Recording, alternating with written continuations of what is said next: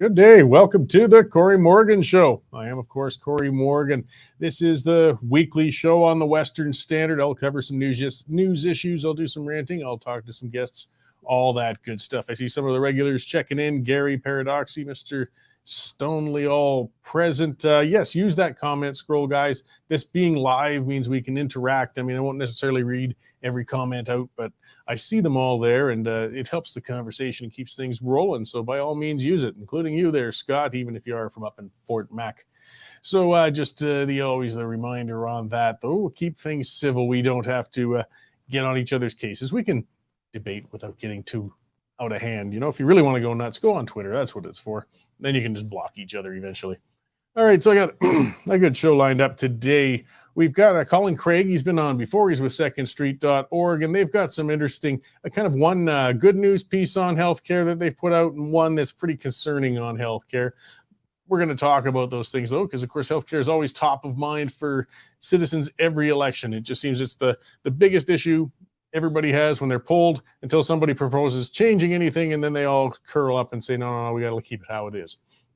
All right, well, we should start things off with my usual rant, and I'll tell you what's got me wound up today. So, well, where do I start? Well, I know where I have to start. One of two things has happened on the site of the former Indian residential school in Kamloops, BC. So either we have one of the most horrific mass murders of children in history that has occurred there, or it's one of the most socially damaging hoaxes we've ever seen in modern memory or modern history. In either case, it's critical that excavations are carried out to confirm just what happened. And it's been over 2 years since over 200 sites considered to be possible child's graves were identified with ground-penetrating radar, also known as GPR, but no further investigation into the matter appears to have been done. Now, could you imagine the outrage if we never excavated and investigated at the Picton Farm site when it was discovered that murders had taken place there? The allegations at the Kamloops school site are more horrific and involve several orders more victims than Picton's acts, yet there's been no forensic follow-up. When the GPR anomalies at the school site were publicly reported in 2021, it rocked the nation and made international headlines. We had protests erupting across the country. Over 70 churches have been burned to the ground. Canadian flags were kept at half-mast for over 6 months, and a new national holiday was created to address the tragedy. Not to mention, of course, the government floodgates of spending and chronic apologies opened right up. Yet no further investigation was done. Now, of course, people are starting to speak up. They're saying, wait, what happened? Questions are being asked, and why shouldn't they be? Stories claimed that 200 children were killed and secretly buried in an apple orchard in the 1950s and 60s. The perpetrators in that case might still be alive and on the loose. Also, shouldn't we be trying to identify these victims so the remains can be repatriated to their families? In response to the questions that people are starting to ask now, the government, though, is responding by saying it might illegalize the questions. An independent special interlocutor on unmarked graves has asked the Justice Department to illegalize what they're calling residential school denialism.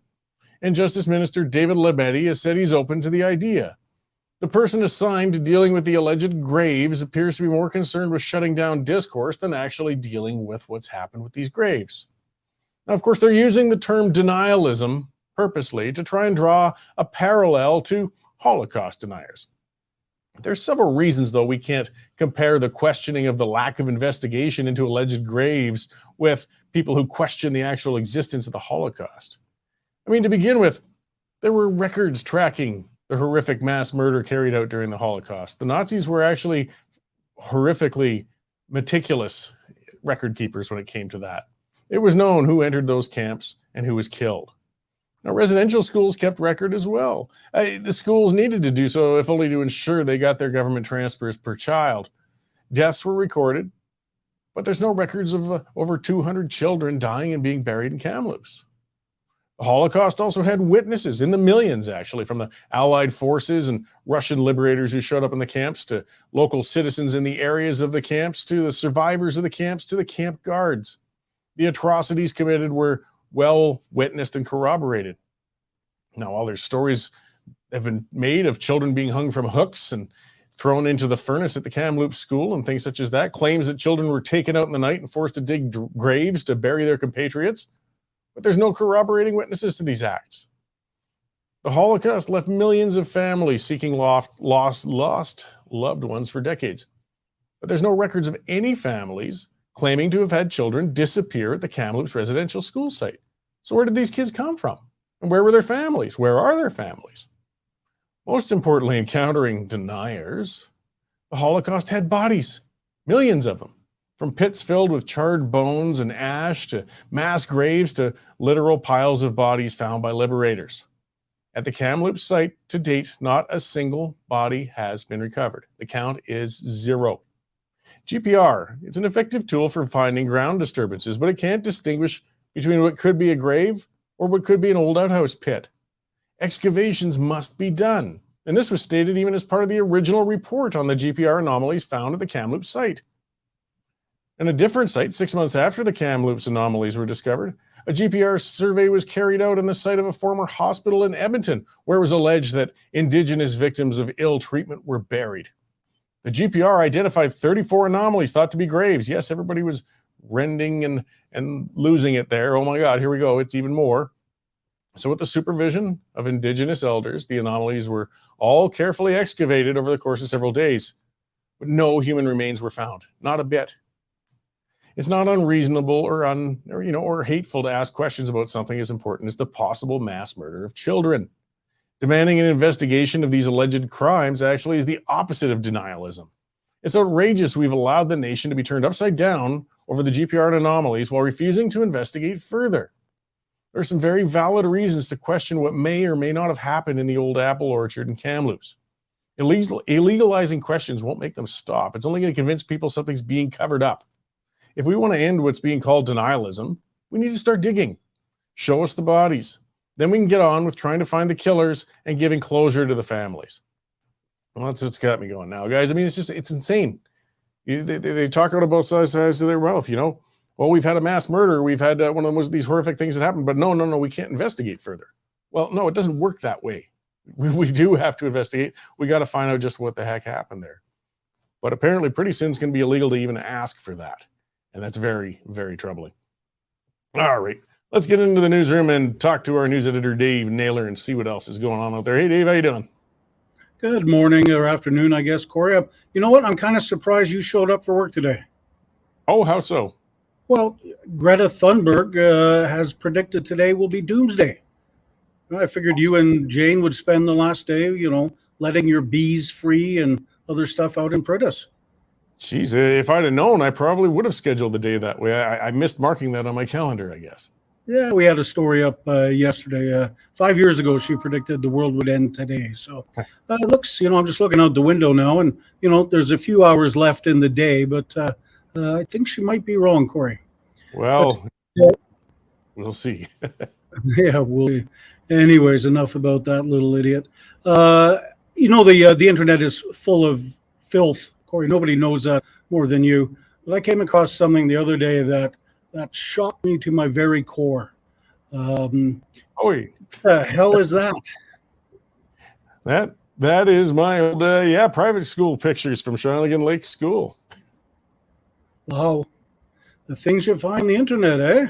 Yeah. Well, I was a bit of a pain in the ass kid, so my parents outsourced it and sent me to an all boys school to have them, contract discipline. It was effective. My marks went up.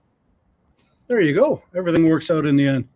Lots of news to tell you about, Cory. Obviously, we're all gripped, as the entire world is, on the rescue efforts off the coast of Newfoundland for the miniature submersible that lost touch on Sunday as it made its way 4 kilometers to the bottom of the ocean floor.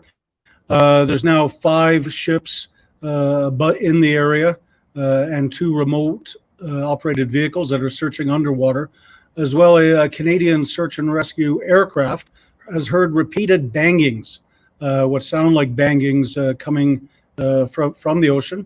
U.S. Coast Guard officials were very careful today to say that they really don't know what those bangs could be. But, they're running out of hope, Cory. They got less than 20 hours of air left. And as of this moment, if they're sitting on the bottom of the ocean floor, there's really not a rescue vehicle there that has the capability to retrieve them. So, we're keeping an eye on that one for you. Other stuff, our columnist Michael Wagner is looking at whether or not Ottawa would even let Alberta leave the country if that's the way things go. And I know that's a topic close to your heart. Bud Light sales continue to plummet. They were down 26% in the last week alone. And this is ironic, coming as in the Worldwide Marketing Convention, I think it's in France somewhere, Bud Light won Creative Marketer of the Year. So, wow, you can tank an entire company and still be rewarded for it. We've got video up of Lethbridge MP Thomas talking about how Bill C-18 will undermine journalism in the country. And Ty Northcott is on trial up in Red Deer today for holding his No More Lockdowns rodeo all those years ago. And you remember, Cory, that the health authorities at that time were not pleased and arrested and charged he and his wife after that rodeo. So got lots of other stuff now. Stuff coming this afternoon. Our energy reporter, Sean Polzer, is looking at a troubling report today that says Russian hackers are looking to cripple the Alberta energy industry. So he's on top of that. And of course, we'll keep up to the minute on the search for this sub, Cory, and fingers crossed it goes well. Great. Yes, if we don't have enough from Ottawa attacking our energy industry, we need Russian hackers coming after it now. It's just one thing after another. Exactly. I can't catch a break. All right. Well, lots on the go as always. I'll let you get back at it. And thanks for the update, Dave. Thank you, Cory. All right. That is our news editor, Dave Naylor. This is when I remind you and nag you. This is how we pay the bills. Guys, from the Western Standard, we got all those stories. We got reporters across the country, and we are independent of all government funding. And that's because you guys take out subscriptions, and we really appreciate it. If you haven't subscribed yet, though, come on, guys. Get on there, westernstandard.news/membership. It's $9.99 a month, $100 for a year. It helps support us, keep our reporters going, keep me going, keep our producers going, and it keeps independent media going in general. So, yes, plenty of news going on with there. That submarine submersible thing, I mean, that's just the stuff of nightmares, right? You don't know if they're still down there hammering on the side of that thing in terror, or if perhaps they've passed or whatever. I guess, there's thrill seeking and there's adventures, but you really want to pick some of your adventures a little more carefully. It sounds more and more news is coming out about that thing too, that for all the money that went into it, this whole affair of getting down there was kind of half-assed with what they built and put together. I mean, clearly at this point, it wasn't 100% reliable. Either way, I mean, still, you don't wish passing on anybody. There's still some time. You never know. We'll hope for the best that maybe that this thing will be located and these people can be saved. I don't know, but it's just, could you imagine? I think that's part of why it's gripping the world too. I mean, everybody envisioning, if you ever want to think about claustrophobia and such, I mean, just imagining being in that circumstance is just sends chills through the spine.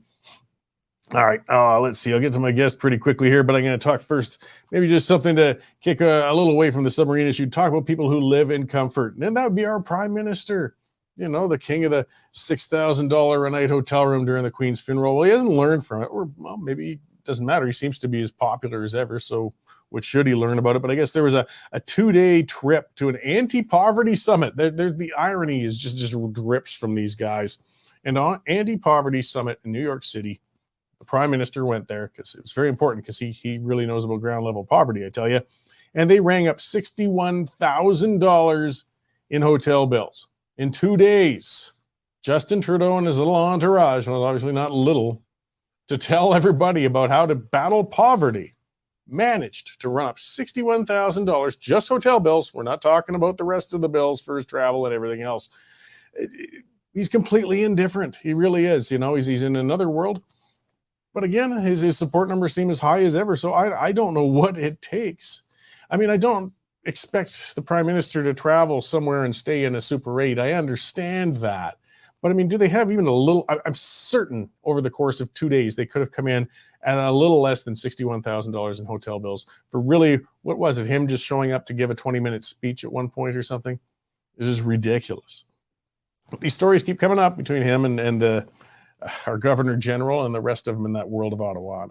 I don't know. They're just outside of reality. Okay, let's get on and talk to Colin Craig of secondstreet.org. He's been on before, and there's some new stuff, a couple of items on the healthcare file we can talk about. Hey, Colin, how you doing? Good. How are you, Cory? Pretty good. Pretty good. Yes, just running through all the things. I rant, I rave, I let the veins get going on my head, but it's actually, I'm quite happy in my own little way. Well, you got a lot to work with these days. There's a lot happening in the news, isn't there? Oh boy, I mean, I'd almost have to expand the length of the show, but it would then it would be too much for me. I guess I just wanted to. There's a couple of things you guys put out recently. I'll start briefly on one that's a little bit older because I mean it's kind of a positive and a negative story you guys got going on. There was some progress on wait times and waiting lists that actually was getting a little better in healthcare. That's unusual to see these days. Can you expand a bit on that? Yeah, and I was just trying to pull up the numbers here so I've got them and can refer to them. But everyone knows that since COVID arrived in Canada, waiting lists got worse. The backlog of number of people waiting for surgery, diagnostic scans to see a specialist, it got worse too. And so last year we launched a website called canadawaits.ca, where we've been asking governments regularly for data on how many people are waiting for surgery, to see a specialist, to receive a diagnostic scan, and so forth. And we've been tracking that over time, asking governments periodically what their numbers are. And it's not the easiest exercise. I mean, you would think intuitively they would all want to know and have these figures at their fingertips, but it's not always the case. And what we've actually found is from January of this year to May, there was a positive reduction in the number of people waiting for a diagnostic scan. It dropped by close to 300,000 cases. When it comes to surgery, there was a slight drop there, about 13,000 cases in the number of people waiting. And then to see a specialist, we saw an increase there. Part of it was due to getting some information from a province that we didn't have data from before. But on the whole, we're seeing, some positive signs. I think that this crisis that we have in healthcare is going to persist for a long time still, though. Yeah, well, I just want to start with at least a little bit of a positive note, and segue into your more recent just released out there, which is where you found that, because I mean, one of the things, if we're going to deal with waiting lists, we're going to deal with waiting times. We know we need more healthcare professionals. There's a labor shortage all over the place. And you found that almost 10,000 healthcare professionals are licensed to work down in the United States now. Yeah, and a big asterisk beside that figure is that that's only border states. So if you think about all the states along the Canada-US border, so Washington State, Montana, North Dakota, New York, Pennsylvania, and so forth, or Michigan rather, those jurisdictions, we contacted them because they will issue licenses for nurses and doctors, and we asked for data. How many of these are Canadian? And what they were able to share with us are cases where the mailing address for these individuals is a Canadian address. So it's a lowball figure because if let's say you grew up in Ontario and you're a nurse and you've been working in their system for 20 years and you moved to the United States 10 years ago, well, you're still really, a Canadian. You just happen to have moved and now your mailing address is a US address. So though all those types of cases wouldn't be captured. And obviously we wouldn't have data for cases like California and Texas and Florida and other states where they might be seen as a desirable location for Canadians to move to. But yeah, 10,000 issued by border states, a huge number coming from Ontario, which isn't too surprising given that you have a large population in Windsor and then also in the sort of St. Catharines, Niagara Falls area where they're close to Buffalo, and obviously Windsor's across the river there from Detroit. So lots of cases of these workers commuting. So they live in Canada, they work in the US. And in other cases, these workers indicated to us in a survey that they're not working there yet, but they're planning to. So there's an opportunity here for government-run hospitals. They look to fill our labor shortage to try and recruit some of these workers who are working in the States, but then also to try to prevent them from leaving. So that's what the government can do. The positive thing that we're seeing in Canada more and more is that governments are hiring private clinics to provide healthcare services to the public. And so there's an opportunity for these private clinics to offer these workers the types of work arrangements, whether it's compensation or working conditions or the scheduling, whatever, that they're looking for, that maybe the government has been too slow and inflexible and unwilling to provide to these workers. So there's an opportunity there for these private clinics to maybe recruit some of these workers and ultimately lead to an increase in healthcare staff in Canada. Yeah, good. Because that's what I wanted to ask further on it. I mean, did you find out a bit of what is driving people to decide to cross the border to work, whether it's daytime commuters or a full-out, planning on emigration? It's still a bit of a pain in the butt. That's a fair drive. It's crossing customs every day. So, I mean, you've really got to either not like what the opportunities are on your side of the border, or they've got to be offering something very good on the other side to make it worth your while to do this. Yeah, so in one of the states, we were able to get really good data for contact information for these workers, and that was Michigan. We were able to actually get email addresses for the nurses. And so we emailed them a survey and we asked them a number of questions, one of which is, why did you decide to work in the US? And intuitively, I think a lot of people would think, okay, well, they're going across for money. And that is true in some of the cases, but the number one reason was actually availability of work. And a lot of nurses told us that they were offered part-time roles in Canada. They didn't want that. They didn't want to have a part-time job where they would constantly have to be taking extra shifts and not knowing when those shifts are in order to raise their income to a full-time level. So what they did was they just decided, well, I'll go work in Detroit because they're offering me a full-time job there. I get benefits. There's maybe some other perks in that. In one case, someone told us they didn't have to pay for parking. So there's things like that, all kinds of reasons why these workers were deciding on the US. In that survey, they told us the second most common reason was compensation, but then the third was working conditions. So the majority of these nurses decided to work in the US. It wasn't because of money. It was actually because of working conditions and the availability of work. So those are things that governments can work to address without having to open up the purse strings. So there's all kinds of, I think, things that governments could learn from this, but one of which is it's a big opportunity to try and sit down and recruit some of these workers. Yeah, well, unfortunately, a lot of political football always gets played about this. We saw it in the Alberta election recently with health professionals saying they were going to leave the province if the election didn't go this way or that way, or unions threatening. But they talked mostly of saying they were going to leave on a lateral basis. Perhaps they'd go to another province to work.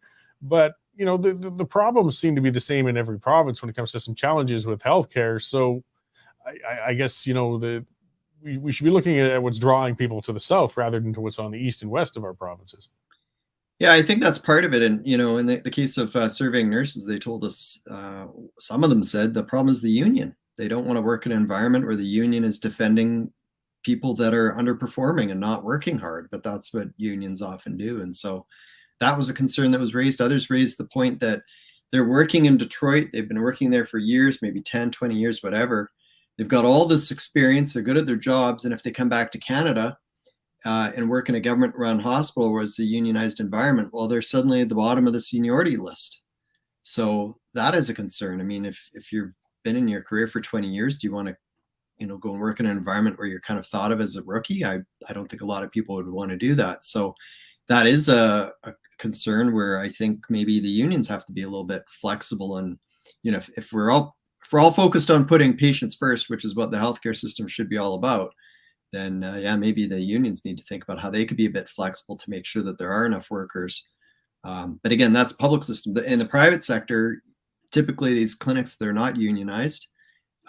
They're a lot flatter in terms of the hierarchy. So if you are coming in as a nurse and you want to negotiate maybe something in particular that works with your schedule, your lifestyle, whatever, it's probably a lot easier to negotiate with your supervisor or whoever and get that approved rather than going through the big government bureaucratic structure to get something addressed. So That's obviously more common in the US, is that they have more of these private clinics and private hospitals, and there's more flexibility there. So that might be something that we might want to learn from how they do it.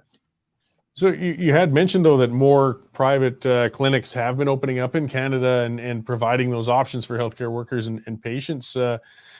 We hear about that, but I mean, it's often a big battle. And I mean, in BC, the courts are shutting down some clinics. You know, does that clash with the Health Act or not?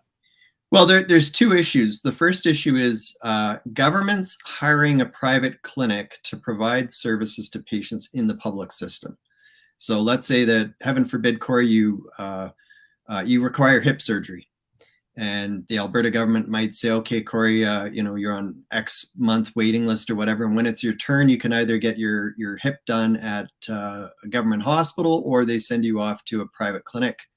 If you go to the private clinic, you go in, they do the surgery. When it comes time to leave, you're not given the bill. The government's paying for it, just as if you were having that done in a government-run hospital. So there's no real difference to the patient. It's the same. The private clinics have to meet the same standard of care and so forth. It just means that someone is employed by someone differently than what happens right now. So that's the one approach. Governments have been embracing that across the country. Even in British Columbia, where they take a very abrasive relationship with the private sector and healthcare under the current government there.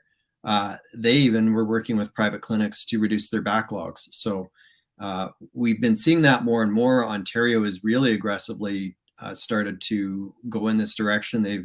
Premier Ford there has mused about upwards of half of elective surgeries being done by private clinics in the years ahead. So they really embrace this idea, and it actually works. It worked quite well in Saskatchewan. They were able to reduce their wait times.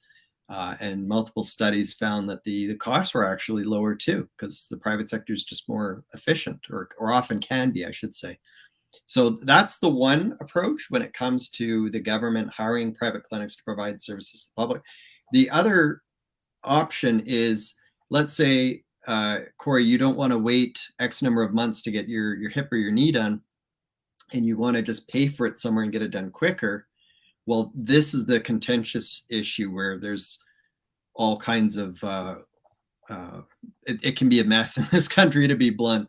So what happened recently with the Supreme Court is they refused to hear a case that would have potentially brought that right to patients in British Columbia and potentially across the nation, would be to allow people the right to use the public system or pay for something at a private clinic. That's what Quebecers have right now. The Supreme Court gave Quebecers that right in 2005 because the waiting lists were so long.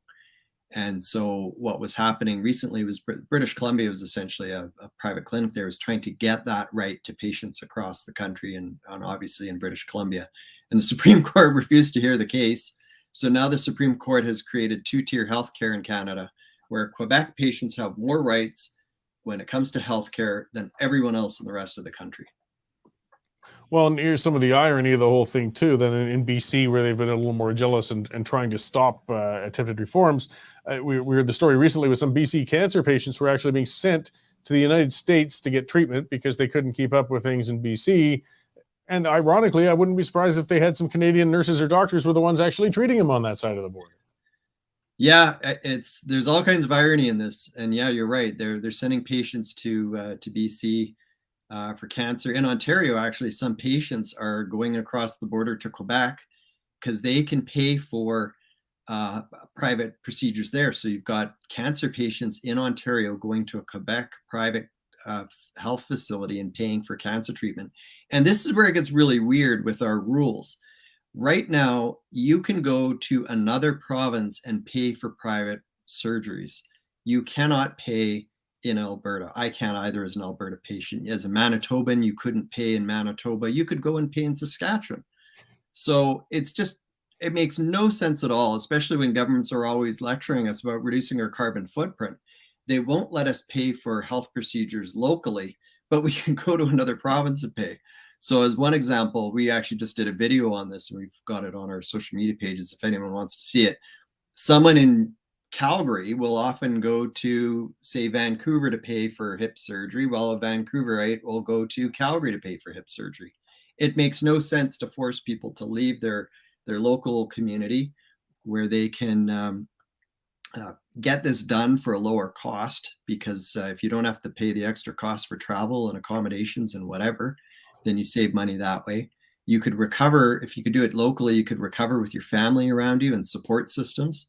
And then there's, just ultimately having more choice and being able to do it locally. So there's lots of benefits of it, but we're stuck in this 1970s kind of socialist mindset where we really restrict the options that Canadians have, and it hurts the environment, hurts patients. It's just all around not a good approach. Well, it does sound like sort of kicking and screaming. Reality is kind of starting to set in, though, and that's good. And some reforms might come along yet.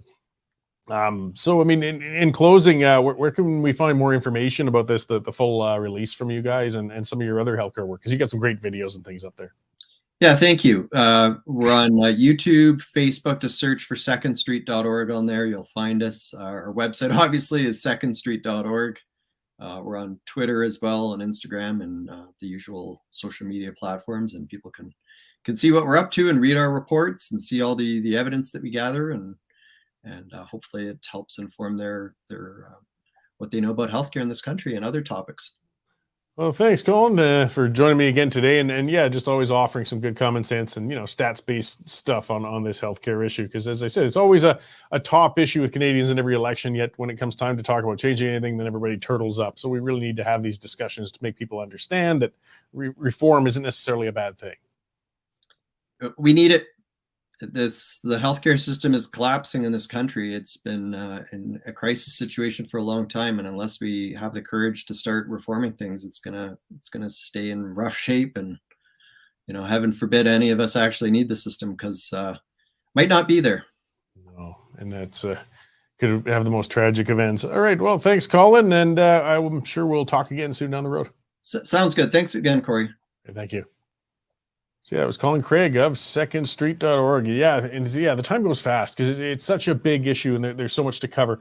But I mean, there's some things to speak of on that. I'm just trying to get to the commenter I had seen from Cory Young, for example. Commenter said, public hospitals don't have enough staff, but private clinics do. Now we know why the private steals from the public system. Well, no, actually, the private competes with the public system, and the public system isn't keeping up the standard to maintain and keep their staff.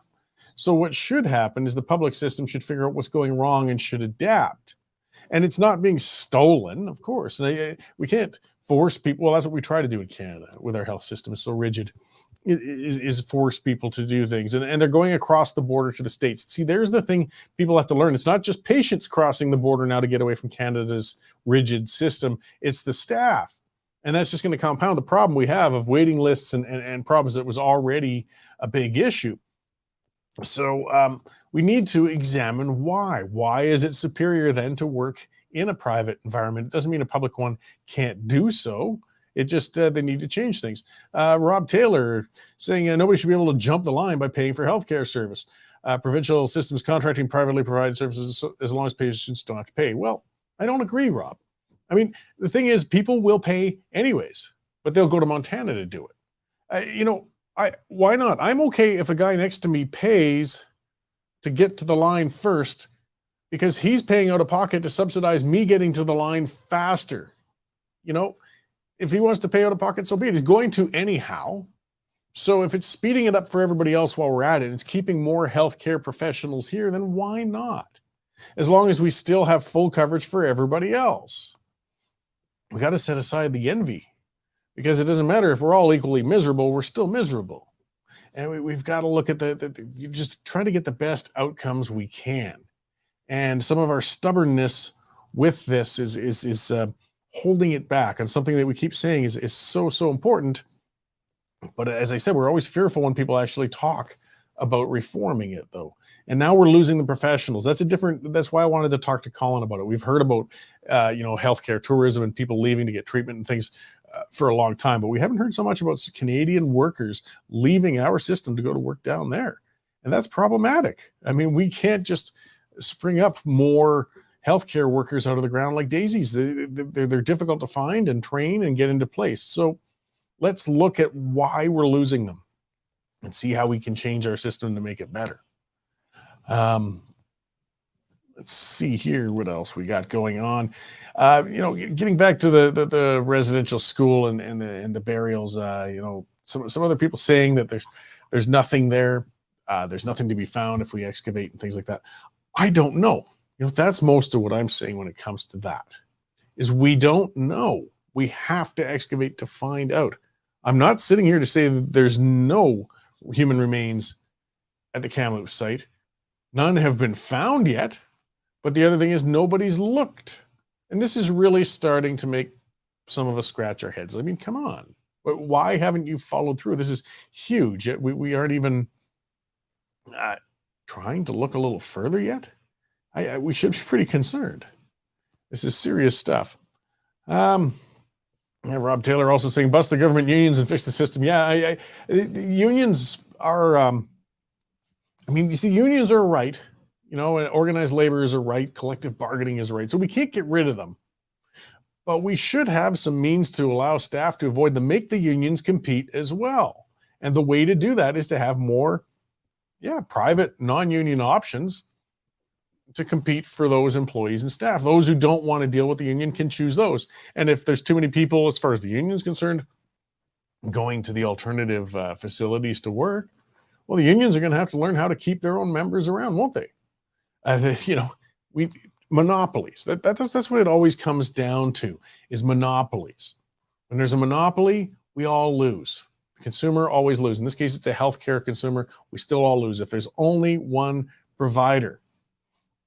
A couple of things. Okay, I want to clarify a little more on the Kamloops thing, because I see a couple of commenters too. So I've had a lot of this discussion on social media about that with Kamloops and the GPR. And one was saying you'll find bones in a graveyard, and James saying we're not allowed to talk about the unmarked graves. Yes, okay. See, we got two issues going on. Two, and one of the issues is that people think that this was a known graveyard. It wasn't, okay? What happened once these GPR anomalies were found in Kamloops, they started doing GPR at known cemeteries all over the place, all across Western Canada, and found more anomalies in known graveyards. So yes, they went to a graveyard and they identified graves. And they were unmarked because, yes, if you go to I know because I go regularly through it, the Stony Reserve out towards Banff, for example, their cemetery is all full of nothing but wooden crosses. Even right now, they're going to rot away and they're going to disappear. But Kamloops was different.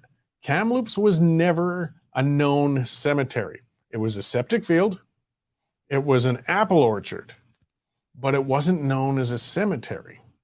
That's a little different. This was supposedly a place where the priests, after they would molest and kill children, these are the stories. And they would then they'd wake other children up in the night and make them go out with shovels and bury them in the apple orchard. And to be honest, the stories sound pretty excessive. Who knows? The world's been known to be a pretty sick place, so we can't discount anything. I mean, we've seen some horrible, horrible things committed by humans against humans many times in history. So I won't say it's impossible, but again, it tells us then we have to get in there and start looking around, find out just what happened. Nobody wants to talk about it. Well, no, lots of us want to talk about it. And that's part of the problem, right? And then now the government's talking about making it a crime to talk about it. Well, I guess I'll be charged because, I won't shut up about something that important. Let's see. We'll turn the page a little bit more here. We can talk a little more about federal government hypocrisy. Speaking again, like I talked about Trudeau and his latest massive hotel bill to go and virtue signal down in New York because he has such an understanding of the causes of poverty. Our governor general, the one who spent, I think, it was $90,000 on a day trip and stuff like that. She burned through 25,000 liters of jet fuel to give a climate change speech in Finland. Yes. So again, just her and her entourage, they can't zoom in. The rest of us were expected to for years. But 25,000 liters of fuel, one trip for somebody who, again, she's appointed a governor general. We got to remember, governor general's a ribbon cutter, guys. They aren't trained for anything all that special. They're an aristocrat. They're a symbol. So it's really not that essential that we need this person in this position to fly around the world and lecture people on climate change. Where's her expertise on climate change? What the hell does she know about climate change? She doesn't, but she loves jet setting. She loves flying around. She loves burning that fuel, which is burning through your tax dollars. And it's just an insult to those of us as we got a second carbon tax coming up on us pretty soon, as the first one just wasn't enough. And she's just jet setting around the world. I mean, she's not as vile a personality as Trudeau's first choice of governor generals were. You know, she went out and disgraced that last one. This one's just spinning her way out, but she's not abusing the staff as much. In fact, she's probably treating them to caviar, I guess, while they fly around together. Speaking again of the Senate, and speaking of unaccountable government. Yeah, you know, and Tim Burns saying that position should be eliminated. I agree. We should be a republic. We don't need the Queen's the King's representative sitting over us any longer. But that would take constitutional reform, which is virtually impossible in this country. So one step at a time. But we should defund it. You know, we don't have to give her a big giant budget any longer. She can have her role, I bet you, for the paltry wage of $100,000 a year in expenses. You know, somebody would take that job and probably do a good job with it. But, you know, okay, let's see here. Actually, yeah, thanks for the reminder there from Chris Gibson saying, what's my opinion on the recent federal by-elections? And that's, yeah. So there were 4 by-elections held. They were in Manitoba and I think Ontario, one in Quebec, maybe. I can't remember exactly where. I know there were 2 in Manitoba. Maxime Bernier was trying to make his mark and show himself as being a viable candidate. Unfortunately, he came in, at least unfortunately for him, with even, you know, a fewer percentage than the PPC candidate did in the general election last time around in that riding in Winnipeg. And he was nowhere even close to winning. So it doesn't bode very well for the PPC, I think, in building an option, but we'll see. The other distressing part is the needle hasn't moved a bit. I mean, 2 Liberal seats, 2 Conservative seats got returns of 2 Liberal seats, 2 Conservative seats. So all of the scandals, all of the cover-ups, all of the crap going on with Trudeau, his fake position of special rapporteur and all of the games being played, and it doesn't seem to have made a single bit of difference. People are going to vote one way and they're going to vote the other, which means basically if we had another election today, we'd probably pretty much have the same bunch in there again. So it gets distressing because I don't know what on earth it takes. What does it take to get rid of Justin Trudeau's government? It's not healthy for a country to be stuck that badly on a government that, well, is performing so badly. Yeah, we'll see. But those by-elections, well, they didn't give us a lot to read into the tea leaves. We have one more now that just opened up in Alberta. That's in Calgary Heritage. Shuv Majumdar, he's been on the show a couple of times. He's running in it for the Conservatives. And it's a very, very safe seat. It's Calgary Heritage. So there's not much we can read into the tea leaves with what's going to happen with that one. The Conservatives are going to win it handily. So, yeah, it gets difficult to break the status quo around here. Where I was going next with Trudeau's former top public servant. He's now a senator. You know, there's that great plum role you get is thrown out into the Senate, and where you could sit and collect a giant salary and do very little, and collect, get a nice pension eventually. And Ian Sugart's the name, and he's warning the way the Senate's structured can give senators a feeling they have more power than they have a right to. He's saying that the Senate shouldn't be opposing the government. Now, see, this is cutting through some of the BS of Trudeau when he's changed. One of his reforms he claimed to have been doing when he came in was saying, we're going to end the partisanship in the Senate, and they're no longer liberal senators. They are independent senators. I'll just appoint them, but they'll be independent. No, they aren't. Listen to this clown. Independent? That's not independent at all. In fact, he's chiding the other senators for their daring to be independent. So no, that's not independent senators whatsoever. End the facade. At least let them wear their partisan colors again, guys. I mean, come on, just feeding us the BS on these things is just something else. At least I'll give it to him in the sense of him being honest about it a little bit. Was it Dennis? They're saying Alberta will have to leave Canada to save Canada. Well, it's something I've said for a while is we need a catalyst. We need something to blow things up, whether it's Alberta, whether it's Quebec, whether it's whatever it is. But our system's broken and our status quo is stuck, whether it's trying to fix things like the Senate, trying to fix things like the Governor General. All of these require constitutional reforms. And as we've seen, Meech Lake, Charlottetown, historically, whenever we try to change the Constitution, unfortunately, we seem to fail. So I think we need, we need a province to get either right on the brink of or to actually vote to leave this country. And I can't see what else will manage to shift the needle on things. We'll see. Maybe something will change from within. All right, let's see. Well, all I can say too, then as I start to wrap things up, we're still keeping an eye on the news. Watch the site if we find out anything else on that horror story of those poor souls stuck on that submersible somewhere out there. Let's hope that, a miracle happens and they're found alive. I know it's hard to find sympathy sometimes for tourists who've spent so much money to go into something so dangerous, but all the same, you don't wish anything as horrific as dying out at sea like that on them. There'll be plenty more to report on next week, guys, and lots of ranting to come. So thanks for tuning in with us today, and we will see you all next week at this time. Here's an update on commodity prices in Lethbridge for today. Cash barley is up $3 at $4.23. Feed wheat increased $2 at $4.21. And corn moved higher $5 at $4.24 per metric ton. In the milling wheat markets, July Minneapolis futures jumped 19 3/4 cents to 8.68 3/4, with local hard red spring bid for July movement at 10.75 per bushel.